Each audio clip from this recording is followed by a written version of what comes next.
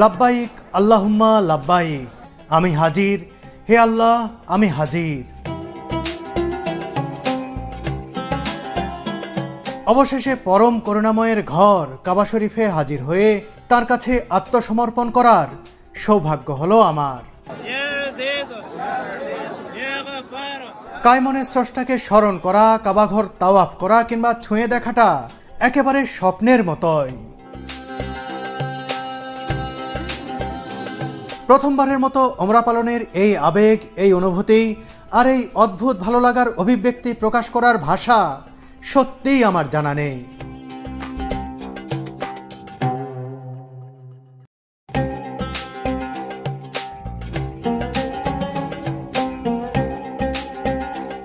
হোটেলে বিশ্রাম নিয়ে ওমরা সম্পন্ন করতে রাত ৮টার দিকে আমরা রওনা দিলাম মসজিদুল হারামের দিকে।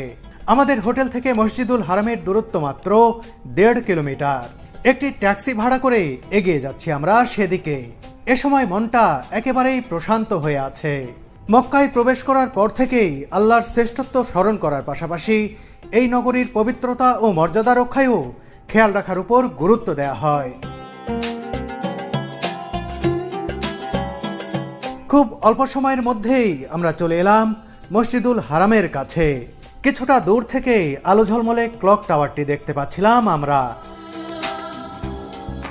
গাড়ি থেকে নেমে হাঁটতে হাঁটতে এগিয়ে যেতে থাকলাম মসজিদুল হারামের দিকে।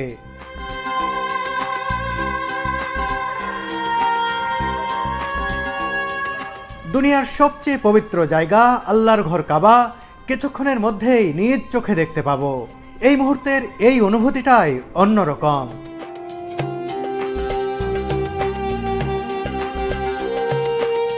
বিশ্বের বিভিন্ন প্রান্ত থেকে আসা মুসল্লিদের কেউ ওমরার জন্য প্রবেশ করছেন মসজিদুল হারামে, কেউ বা সম্পন্ন করে বেরিয়ে আসছেন।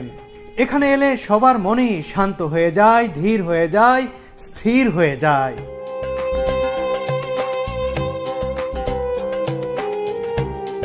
বয়সের ভারে স্থবির হয়ে আসা শরীরও যেন অদৃশ্য টানে সচল হয়ে ওঠে এখানে এলে।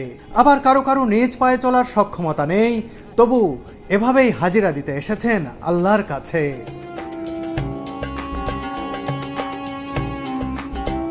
বলে রাখি, ইহরাম পরা অবস্থায় সকল প্রকার অহেতুক কাজ, হাসি ঠাট্টা থেকে বিরত থাকতে হবে। লাব্বাইক আল্লাহুম্মা লাব্বাইক উচ্চারণ করতে করতে ধীর পায়ে আমরা ক্রমেই এগিয়ে যেতে থাকলাম সামনে।